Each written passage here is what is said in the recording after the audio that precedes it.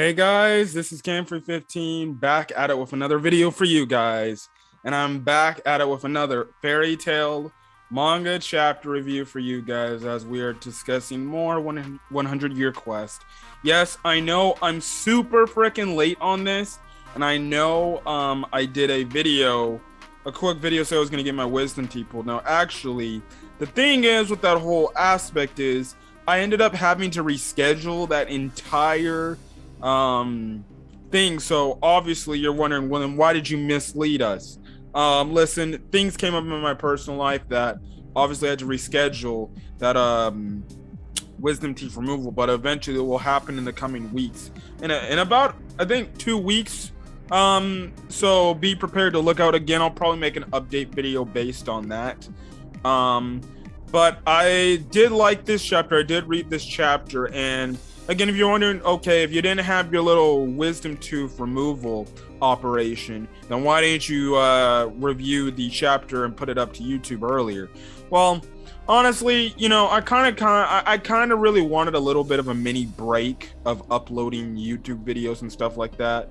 So I kind of just really, I guess you can say, dealt with just chillaxing for the rest of the week and enjoying my week without just watching all the animes and stuff like that I had to watch but didn't review that stuff. But yes, I'm feeling good. I'm great. I'm back. So yeah, let's get on this fairy tale 100 Year Quest review. So anyways, the cover page essentially is the cover page of our main characters. Yes, that is pretty much it. Anyways, and the reason why that thing was there was because they're celebrating the anime adaptation that's going to be coming soon. Now, first thing first, I would love to mention for my chapter 93 review that I missed something in my 92 review, which if you guys watched my Fairy Tale 100 Year Quest chapter 92 review, clearly I had comments in the comment section saying I missed a very important thing. And essentially, the main important thing was the fact that with the last chapter, and it's even confirmed in this chapter, is the fact that there is a sixth dragon god. And I think they showed it clearly on the tablet, and I also thinking that they're ensuing. At first I thought the theory was that the tablet we saw was the Great Labyrinth. We find out truly what the truth about the Great Labyrinth really is in this chapter, but it kind of when I was reading the chapter and I was reviewing it on YouTube, it kind of skimmed over my head that there was a sixth dragon, because if you look at the tile, there's a sixth dragon on the whole thing, on the whole little tile tablet thing Elfsaria was looking at. So one, that's my bad for not looking too much more in depth with that.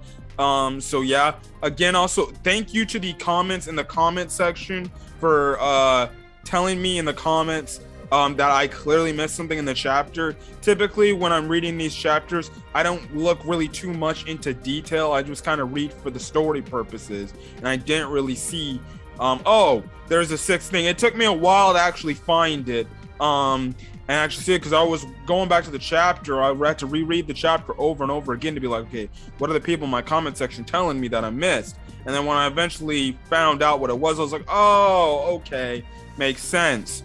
But again, like I said, thank you to those guys who put that in the comment section saying I missed something. Again, feel free to put anything in the comment section if I missed something and you feel like I need to talk about it. I'll make sure I talk about it. But you know, in terms of what I thought at the time, it was just crazy to think, oh god, there's a sixth dragon god now.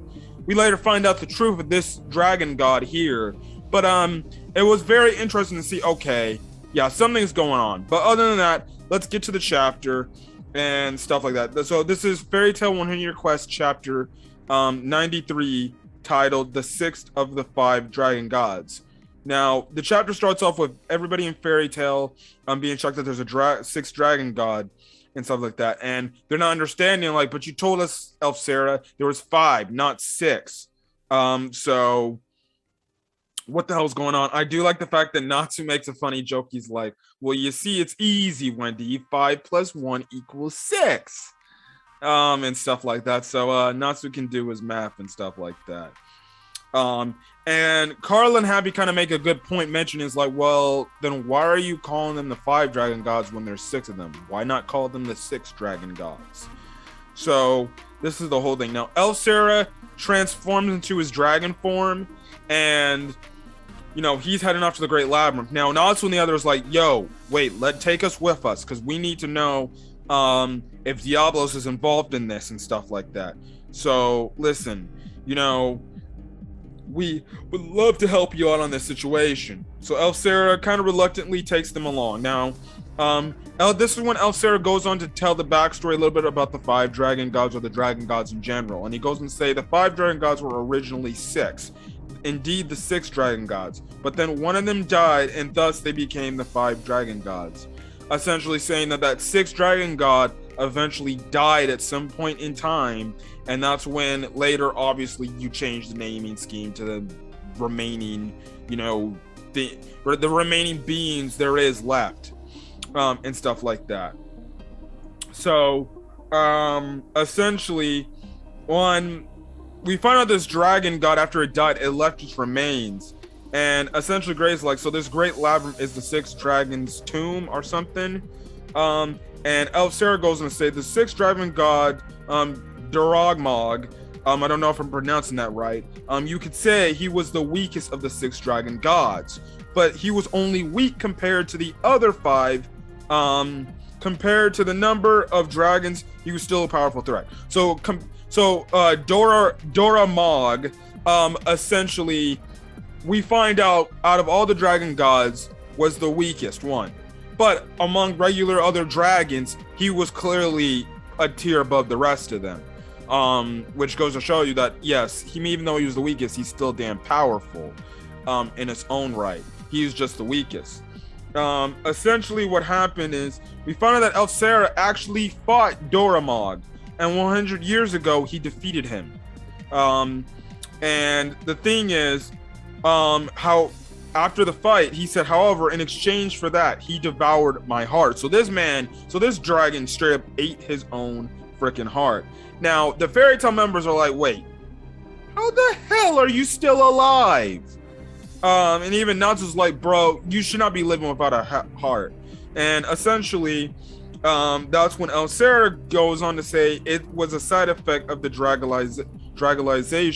If a human dragon slayer magic dragon slaying magic, their body becomes that of a dragon in the end. We already know that from essentially the original story, the fact that it based on these characters using dragon slaying magic, they would turn into dragons. We know that Natsu and company, the dragon slayers we know now, they were one of the few that didn't have to go through that because their own individual dragons essentially took care of that and stuff like that. He goes on to say, once that happens, it transforms not just one's outward appearance, but their organs as well. So we find out, that when these humans before, with the exception of Natsu and the others, dragon slayers in the present right now, the thing is, we find out some very interesting tidbits. The fact that when these humans transform to dragons, like say Irene, for example, guess what?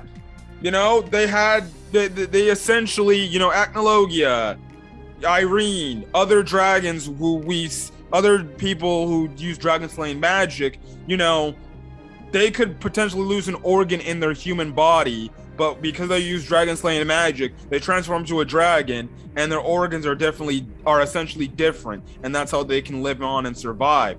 Pretty interesting tidbit, which is crazy and stuff like that. So yeah. Now Gray asks, wait, does that mean you grew like another heart?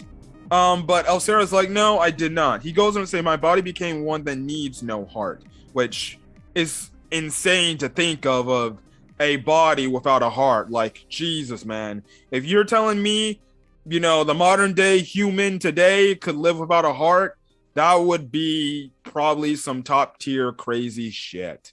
And that probably means you could probably eat whatever you want without hoping you get a heart attack or something. And stuff like that. Now, Lucy goes into her science and she's like, I've read about this before. The heart is what circulates blood throughout the body. Without it, a creature can't survive. Yeah, it's typical science, typical science. Now, Elfsera goes on to say, strictly speaking, an organ was created to replace my heart. It was thanks to this that I survived this long, which, again, is very crazy. Now, continuing the story, he said, however, the real terror of Doramag came after he died. From his corpse, magic power overflowed and took root within the land. It produced a massive underground labyrinth, such is the Great Labyrinth of Dogra. So, this dragon literally died, and his remains essentially made the maze what we know now as the Great Labyrinth. And it's like, damn, this guy's, dragon god power, even though it was said earlier that he wasn't the strongest, so it looks like he has some pretty damn strong powers here if he's gonna make a whole damn underground labyrinth and stuff like that. And the fact that his corpse made the labyrinth. And Elfsera's like, I'm pretty much sure this was his power. So I'm guessing his whole spiel was the fact that maybe his title was Doramag, the labyrinth dragon, or the maze dragon, I guess you can say, in a way. It would have been an we don't know what his full, dragon title is, but hey, it would make sense, I guess, if you go by that. I personally like the fact that would probably say maze, because you can't really, specify what the word maze is, because maze is also a color too. It's like essentially a navy blue. But you can also say, maze as in maze, you go around and stuff like that, in a labyrinth or something like that. Anyways, Elfsera goes on to say, even in death, he continues to radiate with power worthy of the name of a dragon god. So we find out this guy, this dragon god is still dead, and essentially we even later find out that the labyrinth is still somewhat, being built, and it goes on forever and ever and ever.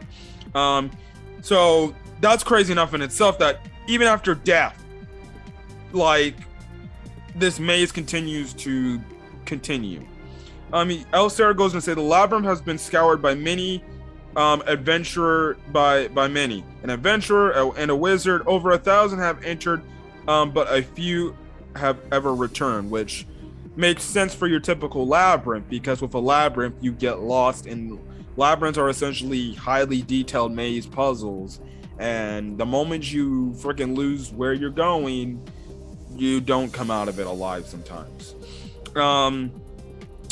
Elfsera continues the statement saying, according to the reports, the Great Labyrinth is complex and continues to extend year after year. Again, crazy that a dead dragon its remains essentially continues this labyrinth, which shows how much magic power truly this guy probably had. Elfsera continues by saying it was 100 years ago that the labyrinth's entrance was sealed because it was so dangerous, and stuff like that. And essentially, Gray asked the question, like, so does that mean it's still extending now? And Elfsera's like, I don't really know that question, because the source Doramag is dead, so I wouldn't know. Anyways, he goes on to say, we had no choice but to seal that entrance so people didn't end up getting their lives lost and stuff like that. Now, Lucy goes on to say, you don't think his body regenerated over the last 100 years, do you? Now, Elfsera replies to that statement by saying, I do not know that either. Even after his death, I don't know why he made that labyrinth in the first place. And essentially, the whole thing is made, that Urza kind of comes down to the fact is that maybe Diablos wants to consume the dragon and gain his ability, which would be a pretty much weird ability and stuff like that. Now, when he goes on to say, a corpse from 100 years ago, but he may just be bones by now. Now, Elfsera goes on to say, there are many things I don't know about the Earth Dragon's God's power. However, it's clear that it's a power that goes on after death. I shudder to imagine this power in the hands of humans. But the thing that terrifies me the most is my own heart. And this is why we kind of say, maybe this is a little bit into Celine's plan. Maybe she knew that, well, Elfsera's heart is in the labyrinth, and they want to get Elfsera's heart, have one of the dragon slayers in Diablos eat that and gain Elfsera's powers. Makes sense. Like, why eat Elsera and kill him, even though Celine said they can kill him later? You know, why not do that? Or maybe, what if, like, some one Dragon Slayer eats his heart, gains his ability, and then you can still eat Elsera, just his real body, and still gain his abilities. We're talking about two characters that could have Elsera's abilities. What the hell, man? Like, seriously, it's crazy, man. And stuff like that. Now, we find out that his heart is still in a labyrinth. And he said that Doramag could not digest it. Perhaps it was covered with some sort of spell. Or perhaps it regenerated from the power of Doramag's labyrinth. But I can feel it, the beating of my old heart. But there is no such thing as that, is there? Naturally, I had to be lying if I said I had no attachment to a part of my body. If it no longer exists, then so be it.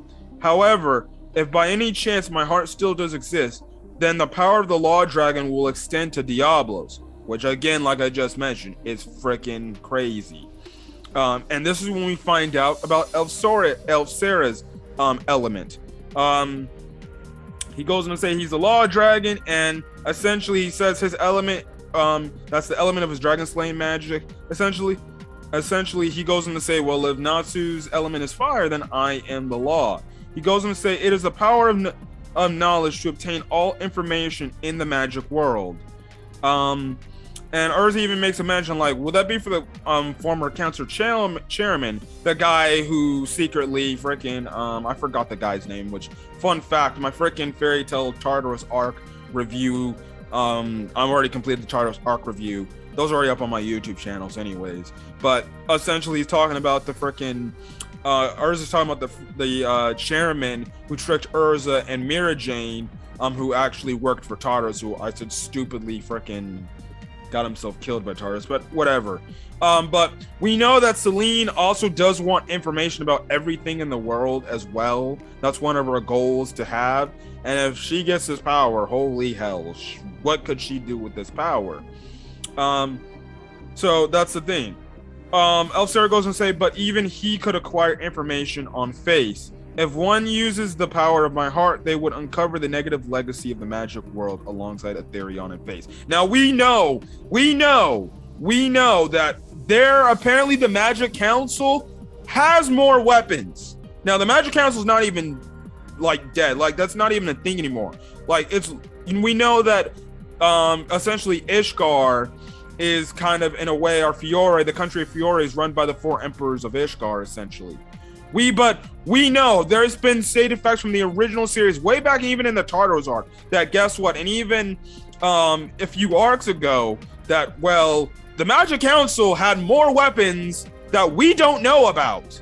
They had it in secret alongside of Face and the Etherion Cannon. They had more weapons that could have taken out a bunch of people and killed a lot of people. We already know this. So Elsera's like, if they get a hold of my element, we're in trouble, because if they have everything in the magic world known, they can find those other weapons the Magic Council secretly had and use that to their benefit. And we know if Celine gets a hold of that, oh shit, we're in trouble. We're in some deep shit. But I'm like, this is some great stuff. Stuff like that. And it's like, see, and now this is a shock to the others. Fairy Tail members are like, wait, there's other governmental weapons than Etherion and Face, and it's like, well, yeah, when you would see how, sus the Magic Council is, you would already know that they had other governmental weapons to protect themselves and stuff like that. So, yes. Now, Elsera goes and say it was originally a weapon for the self-defense of persecuted wizards. And essentially we're getting a hint that, okay, apparently there's a more dangerous weapon than the Etherion Cannon and even the Face Project. Elsera is giving that hint like, yeah, there's something even worse than those two things. Which we're like, at this point, it's like, what the hell could be worse than the Etherion Cannon? Which, again, if you watch my arc reviews, I said in my arc reviews, the Etherion Cannon is essentially the comparison of a nuclear bomb, and Face, well, we know what Face was. It was essentially going to erase every magic in the country of Ishgard. That's what Face was there for, and stuff like that. Now Elsera's like, look, I can't tell you this because it is the negative legacy I spoke of, something that humans of this era should not know. So I'm also guessing maybe this weapon was way back, like damn near 400 years ago, some way back in the far, far past before Natsu and Urz and the others were even damn near freaking alive. Well, I guess you can say Urza, Natsu, and the Dragon Slayers were alive at that point, because they were damn near born or they were kids around that time.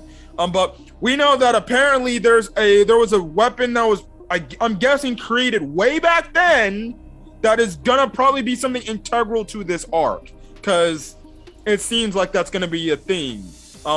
That's how they kind of teased up Face in the Tartaros arc. They hinted at Face, you know, early on in the Tartaros arc, and it ended up almost coming to completion, and stuff like that. And I find it very interesting that Elsera's like, yeah, I'm not going to tell you about this because you guys probably should not know. But it's like, why not just tell them? Because I think it would honestly be a benefit to tell them and say, yeah, this is why we don't need this being activated or something like that. And stuff. Now, Urz is like, okay, fine, we understand, and stuff like that. So, yeah. Anyways, obviously, Natsu is like, well, can't wait to take care of Diablos. I'm getting all fired up and everything. Now, they get close to the Great Labyrinth, and they're at the entrance. Now, Urza sees that there's somebody there, and lo and behold, well, guess what? I thought we wouldn't see no more Fairy Tail group members again, but I love how much, even though technically these are missions for only Natsu, Wendy, Lucy, Urza, and Gray, they find a way to bring back old Fairy Tail members from the guild and make them come here. And here we have Loxus, Lily, and Gajiel all here at the entrance to the labyrinth. Now, they're shocked why they're there. And essentially they ask, like, now Natsu's group asks, like, what are you doing here?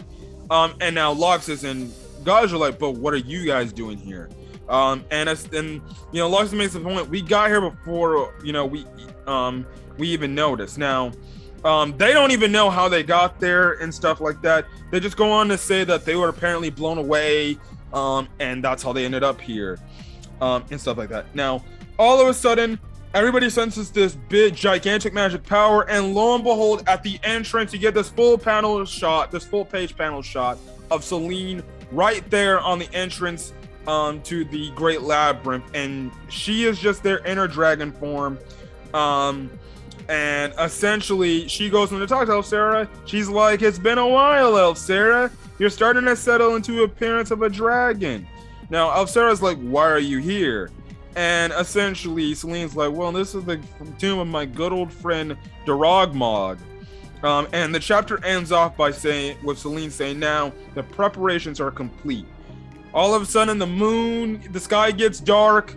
The moon comes right up from behind Selene, which is damn near obvious shit. And essentially, the chapter ends off with Selene in her dragon form saying, ladies and gentlemen of Fairy Tail, let the game begin.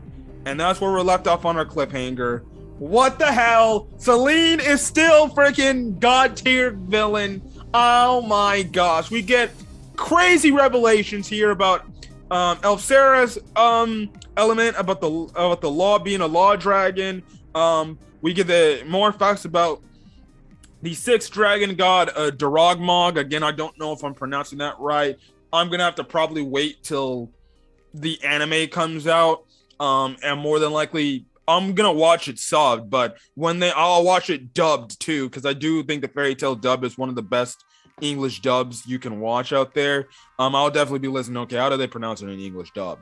So that Loxus and Gajiel are back. So I would envision when Super Mecha Frieza gets to this arc, or you obviously, you know, Jamie gets to this arc, she's gonna be fangirling over Loxus being here and stuff like that.